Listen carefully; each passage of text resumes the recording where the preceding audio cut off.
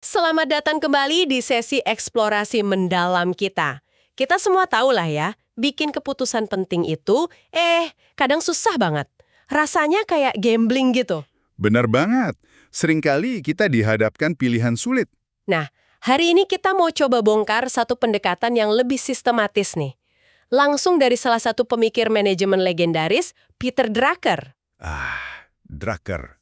Selalu menarik kalau bahas pemikiran dia. Kita akan fokus ke bab 17 dari bukunya yang, luar biasa ya, The Effective Executive. Satu bab penuh yang isinya soal seni dan disiplin bikin keputusan yang efektif. Betul, bab yang sangat fundamental itu. Nah, buat Anda yang sehari-hari mungkin sering pusing mikirin pilihan, mau besar atau kecil, dan pengen pilihan itu benar-benar ada hasilnya, ini relevan banget nih. Pasti. Karena keputusan itu kan intinya soal dampak ya. Misi kita kali ini, kita mau gali kerangka kerja Drucker.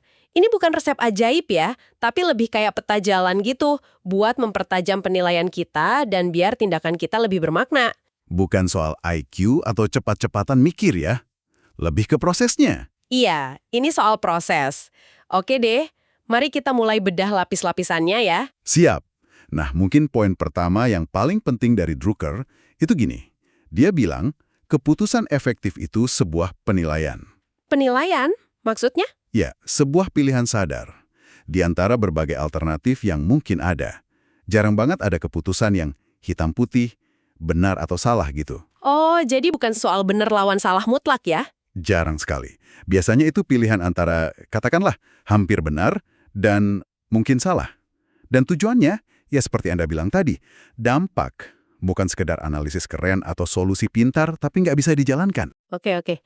Nah, ini nih, ada satu gagasan Drucker yang mungkin di awal bab 17 ini bikin kita agak kaget ya. Dia bilang, mulainya jangan dari fakta, tapi dari opini. Iya, itu sering bikin orang bingung di awal. Iya kan? Kayak kebalik gitu. Bukannya kita biasa diajarin kumpulin fakta dulu. Kenapa Drucker malah bilang mulai dari opini? Gimana tuh? Nah, ini memang salah satu insight Drucker yang paling provokatif sekaligus penting banget. Alasannya gini, menurut dia, fakta itu nggak pernah murni. Nggak murni gimana? Apa yang kita anggap fakta, itu selalu tergantung sama kriteria relevansi yang kita pakai. Dan nentuin kriteria relevansi itu sendiri udah penilaian, udah semacam opini. Jadi milih mana yang relevan itu udah bagian dari opini ya? Betul. Makanya, kata Drucker, kita nggak bisa mulai dari fakta, kita harus mulai dari opini-opini yang relevan. Anggap aja itu hipotesis awal yang belum diuji. Hipotesis ya? Oke. Jadi pertanyaan kuncinya bukan faktanya apa, tapi lebih ke, buat nguji hipotesis atau opini ini, fakta apa sih yang kita butuhin? Menarik. Jadi opininya dulu yang nentuin fakta mana yang perlu dicari. Tepat. Jadi kita mikir dulu, asumsi di belakang opini ini apa?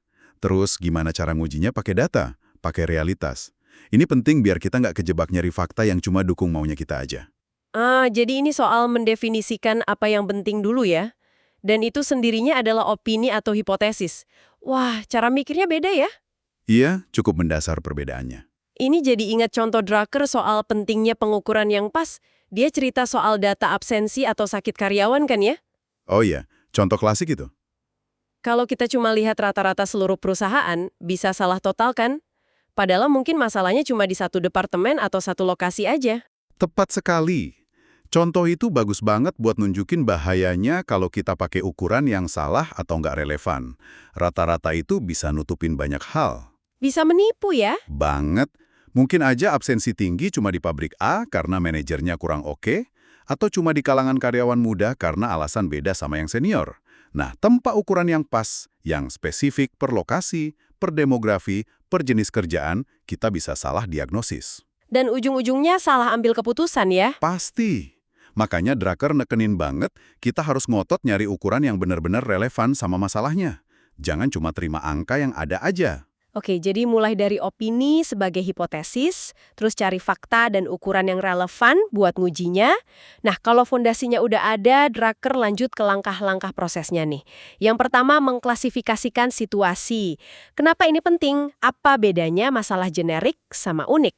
Klasifikasi ini penting banget karena nentuin cara kita ngatasinnya. Drucker bagi jadi 4 tipe situasi. 4 ya? Apa aja tuh? Pertama, masalah yang benar-benar generik. Ini masalah rutin. Kejadian spesifik itu cuma gejala dari pola yang berulang.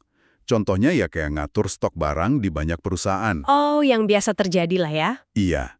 Solusinya ya pakai aturan standar, kebijakan, atau prinsip yang udah ada. Oke, yang pertama generik. Terus? Kedua, masalah yang unik buat perusahaan kita, tapi sebenarnya generik secara umum. Misalnya, perusahaan Anda baru pertama kali dapat tawaran akuisisi. Buat Anda itu unik, tapi di dunia bisnis itu hal biasa. Oke. Jadi kita nggak perlu nemuin roda lagi ya. Persis, bisa belajar dari pengalaman orang lain, pakai prinsip yang udah ada. Lanjut, yang ketiga. Ketiga, masalah yang benar-benar unik. Ini kejadian langka, spesifik banget konteksnya. Contoh, Drakter itu pas listrik padam besar-besaran di AS tahun 1965. Ini harus ditangani kasus per kasus. Kejadian luar biasa gitu ya. Betul. Tapi, kata Drucker, tetap kita perlu tanya, ini beneran unik atau jangan-jangan ini gejala awal dari masalah generik baru yang belum kita sadari? Pertanyaan penting itu. Oke, yang keempat. Nah, ini nyambung dari yang ketiga. Keempat itu manifestasi awal dari masalah generik baru.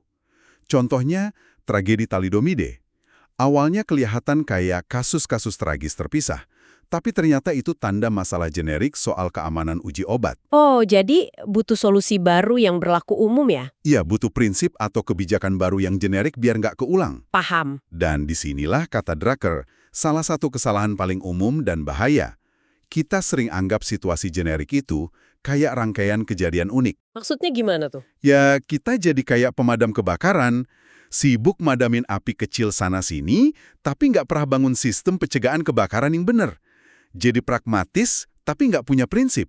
Akibatnya, masalah yang sama muncul terus dalam bentuk beda. Wah, itu kayaknya sering terjadi ya. Jadi kayak tambal sulam terus. Betul. Makanya, klasifikasi yang benar di awal itu kunci buat nemuin solusi yang mendasar, bukan cuma sementara. Saya paham. Jebakan pemadam kebakaran ini nyata banget. Oke, setelah kita berhasil klasifikasiin situasinya, langkah berikutnya apa? Katanya menetapkan spesifikasi atau kondisi batas. Bisa dijelasin lagi, ini kayak target minimum gitu ya? Betul. Kondisi batas itu jawaban buat pertanyaan, minimal, keputusan ini harus capai apa? Kondisi apa aja yang wajib dipenuhi biar solusinya efektif? Ini syarat mutlak, nggak bisa ditawar. Syarat mutlak ya? Ada contohnya? Contoh klasiknya, lagi-lagi dari Sloan di General Motors. Waktu dia restrukturisasi GM, Sloan nentuin dua kondisi batas yang kayaknya bertentangan. Apa itu? Pertama, perlu kontrol terpusat yang kuat buat strategi dan efisiensi. Tapi sekaligus, perlu juga otonomi operasional yang gede di tingkat divisi, biar mereka lincah dan responsif ke pasar. Wah, kontrol pusat tapi juga otonomi daerah ya kalau di pemerintahan. Gimana tuh dia gabunginnya? Nah, kondisi batas itulah yang akhirnya ngebentuk solusi brilian dia. Desentralisasi, tapi dengan kontrol terpusat. Itu bukan cuma kompromi antar bos-bos, tapi solusi yang dirancang buat memenuhi syarat-syarat fundamental tadi. Jadi bukan karena si A maunya A, si B maunya B, terus dicari tengahnya ya? Bukan sekedar itu. Kalau ada solusi, sebagus apapun kelihatannya, tapi nggak memenuhi salah satu aja kondisi batas yang penting, ya ujung-ujungnya nggak efektif. Atau malah bahaya. Nentuin ini di awal biar kita nggak tersesat. Nentuin pagar-pagarnya di awal ya, masuk akal. Nah, abis itu ada lagi nih ide Drucker yang rasanya agak aneh. Mulailah dengan apa yang benar, bukan apa yang bisa diterima atau populer. Kenapa gitu? Kan biasanya kita harus kompromi. Justru itu. Justru karena kompromi itu sering nggak bisa dihindari, makanya kita harus mulai dari apa yang benar. Gimana tuh logikanya? Logika Drucker itu pragmatis banget. Kalau Anda nggak tahu solusi yang benar itu kayak apa, solusi ideal yang benar-benar memenuhi kondisi batas, gimana Anda bisa tahu mana kompromi yang bagus, mana yang jelek? Oh, jadi biar tahu patokannya ya? Iya. Mana kompromi yang masih jaga inti tujuannya, mana yang ngorbanin tujuan cuma biar gampang atau biar semua seneng. Bener juga ya. Kalau nggak ada patokan ideal, komprominya bisa kebablasan. Persis. Tanpa titik acuan yang benar ini, risikonya kita mulai kompromi kecepatan, terus hasil akhirnya jauh lebih jelek dari yang seharusnya. Sloan itu katanya sering bilang ke timnya, fokus dulu deh, Keputusan yang benar berdasarkan masalahnya itu apa?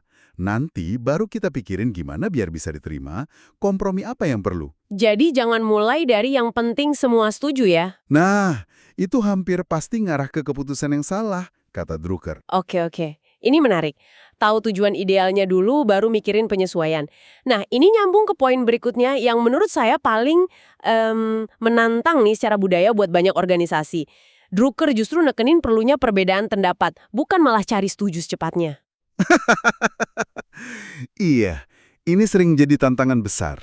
Gimana ini bisa produktif?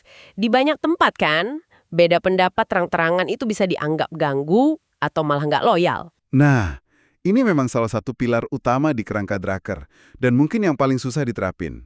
Dia lihat beda pendapat itu bukan masalah, tapi kebutuhan. Kebutuhan, kenapa? Ada 3 alasan utama.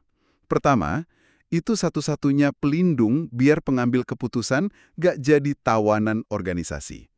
Maksudnya, biar gak cuma dengar apa yang orang lain mau kita dengar, atau yang aman aja. Biar nggak difilter ya infonya. Oke, terus? Kedua, beda pendapat itu satu-satunya cara biar muncul alternatif-alternatif solusi. Kalau nggak ada alternatif, kita kan nggak benar-benar milih namanya. Cuma iya atau tidak aja. Bener juga, harus ada pilihan ya. Yang ketiga? Ketiga, dan ini yang paling penting mungkin, beda pendapat itu perlu buat merangsang imajinasi dan pemahaman yang lebih dalam soal isu yang rumit. Merangsang imajinasi. Gimana tuh? Sudut pandang yang beda itu seringkali nunjukin pemahaman soal aspek realitas yang beda juga. Sloan lagi nih contohnya. Katanya dia sengaja mancing beda pendapat kalau di rapat semua kayaknya setuju terlalu cepat. Sengaja dipancing. Iya, tujuannya bukan buat cari gara-gara, tapi biar semua mikir lebih keras, lihat masalah dari banyak sisi. Pertanyaan kuncinya pas ada beda pendapat itu bukan siapa yang benar, tapi ini orang lihat apa ya, kok posisi dia kayak gitu masuk akal buat dia. Pahami dulu perspektifnya, baru coba cari jalan tengah atau solusi terbaik. Wah, jadi bukan cuma ditolerir, tapi secara aktif dicari dan dipahami gitu ya, beda pendapatnya, buat alat mikir. Ini beda banget cara pandangnya. Pergeseran paradigma yang lumayan besar memang. Tapi saya bayangin kalau lagi dikejar waktu, bukannya ini malah bikin lama ya? Gimana nyembanginnya? Nah, argumen Drucker melambat di tahap ini justru mempercepat pas eksekusi nanti. Kok bisa? Keputusan yang diambil buru-buru tanpa mikirin alternatif dan beda pendapat seringkali salah atau susah diterima. Ujung-ujungnya harus diulang lagi. Kan malah makan waktu lebih banyak. Tapi ya memang butuh skill fasilitasi yang bagus biar beda pendapatnya tetap konstruktif. Oke, masuk akal sih. Lebih baik matang di awal ya. Nah, setelah semua proses ini, uji opini, klasifikasi masalah, tentuin batas, cari solusi bener, gali beda pendapat, ada satu filter terakhir nih. Tanya apakah keputusan ini beneran perlu dibuat sekarang. Iya, ini reality check yang penting. Kita harus secara sadar mikirin opsi buat nggak ngapa-ngapain. Nggak ngapa-ngapain. Iya, situasinya bakal membaik sendiri nggak? Atau masalahnya sebenarnya sepele, nggak sebanding sama usahanya. Aturan mainnya, kata Drucker, bertindak kalau situasinya bakal makin parah kalau dibiarin, atau kalau ada peluang penting yang bakal hilang kalau nggak cepat diambil. Jadi kalau nggak ada urgensi gitu, mending tunggu. Mungkin lebih baik tunggu info lebih lanjut, atau nunggu momen yang pas. Drucker juga nyinggung soal intuisi, atau bisikan setan, firasat dari pengalaman. Itu perlu didengerin, tapi jangan jadi alasan nunda tindakan yang jelas-jelas perlu berdasarkan analisis. Intinya jangan bikin keputusan kalau nggak perlu, tapi jangan ragu kalau emang harus ya. Betul. Ada ongkosnya kalau bertindak, tapi ada juga ongkosnya kalau nggak bertindak. Harus ditimbang. Kita yakin nih, keputusan A perlu diambil. Udah tahu apa keputusannya. Tapi kan kerjaan belum selesai ya. Drucker kan bilang, keputusan tanpa tindakan itu percuma. Gimana caranya biar jembatan antara keputusan dan eksekusi ini kuat? Nah, ini titik kritis di mana banyak keputusan bagus akhirnya mental. Drucker ingetin kita buat jawab beberapa pertanyaan kunci secara jelas. Siapa yang perlu tahu soal keputusan ini? Oke, siapa yang perlu tahu? Terus, tindakan spesifik apa yang dibutuhin? Siapa yang tanggung jawab ngelakuinnya? Dan yang paling sering kelewat, tindakan yang diminta itu bisa dilaksanain nggak sama orang yang ditugasin? Nah itu dia, bisa dilaksanain nggak? Iya, mereka punya kapasitasnya nggak? Sumber dayanya? Paham nggak? Skillnya ada nggak? 2 pertanyaan terakhir ini, siapa yang ngerjain dan apakah mereka mampu, itu penting banget. Ada contoh kasusnya nggak? Drucker cerita soal tim peneliti operasi yang bikin solusi matematis keren buat jadwal produksi, tapi gagal total pasti terapkan. Kenapa? Karena manajer pabrik yang harus jalanin nggak pernah dilibatin, nggak dikasih paham, atau nggak dikasih alat yang pas. Wah, sayang banget ya. Udah bagus solusinya. Makanya, komunikasi dan kemampuan si eksekutor itu kunci. Jadi bukan cuma apa dan siapa, tapi juga gimana secara praktisnya ya. Penting banget ini. Oke, dan lingkaran ini ditutup sama langkah terakhir, umpan balik. Gimana kita tahu keputusan dan tindakan kita itu beneran efektif atau enggak? Tanpa mekanisme umpan balik yang jelas, kita cuma bisa berharap. Drucker bilang perlu banget bangun sistem buat bandingin ekspektasi awal kita sama realitas hasilnya. Ekspektasi versus realitas ya. Iya, asumsi kita bener nggak? Dampaknya sesuai harapan nggak? Keputusan bisa aja bagus pas dibuat, tapi jadi nggak relevan karena kondisi berubah. Umpan balik bikin kita bisa belajar dan adaptasi. Jadi kayak evaluasi terus-menerus gitu ya. Betul, dan dia juga nekenin, jangan cuma ngandelin laporan atau data di atas kertas.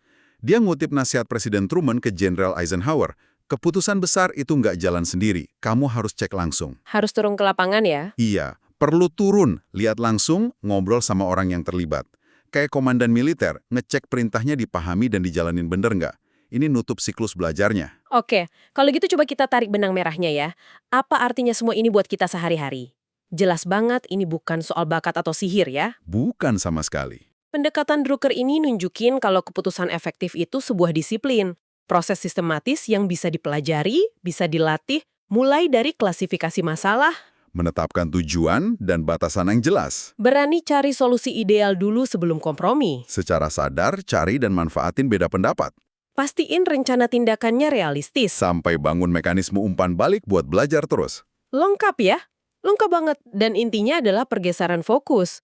Dari sekedar analisis data, jadi lebih ke persepsi situasi secara utuh. Paham konteksnya, relevansi ukurannya, dan yang penting juga, paham orang-orang yang bakal jalanin keputusannya. Tujuannya itu efektivitas ya, dampak nyata, bukan cuma prosesnya yang keren. Tepat, bukan cuma bagus di atas kertas atau rapi administrasinya. Ini butuh keberanian intelektual, tapi juga kerendahan hati buat terus nguji asumsi kita. Nah, buat Anda nih, pendengar kami, mungkin ini momen yang pas buat refleksi sedikit. Coba pikirin satu keputusan penting yang baru Anda buat, atau lagi dihadapi, atau yang Anda lihat di sekitar Anda. Sejauh mana langkah-langkah Drucker tadi udah atau belum diterapin? Iya, di bagian mana nih kerangka kerja ini kira-kira bisa paling bantu Anda atau tim Anda biar lebih efektif ke depannya? Mungkin pas klasifikasi masalahnya. Atau pas mancing beda pendapat biar konstruktif? Ada satu pemikiran terakhir nih buat Anda renungkan. Drucker nulis ini kan di zaman di mana keputusan strategis banyak dipegang pimpinan puncak ya. Iya, zaman dulu mungkin lebih hierarkis. Tapi dia udah lihat tren kalau di ekonomi berbasis pengetahuan, pengambilan keputusan itu makin nyebar. Banyak dari kita sekarang, di level manapun, itu kan knowledge worker ya, pekerja pengetahuan. Betul, sekaligus jadi decision maker, pengambil keputusan, di lingkup kerja kita masing-masing. Nah, pertanyaannya jadi personal banget. Gimana Anda bisa secara sadar menerapkan prinsip-prinsip keputusan efektif ini buat ningkatin kualitas penilaian Anda sendiri dan memaksimalkan kontribusi unik yang cuma bisa Anda kasih? Wah, pertanyaan yang kuat banget itu buat direnungkan ya. Terima kasih banyak sudah menyimak eksplorasi mendalam kita soal keputusan efektif ala Peter Drucker ini.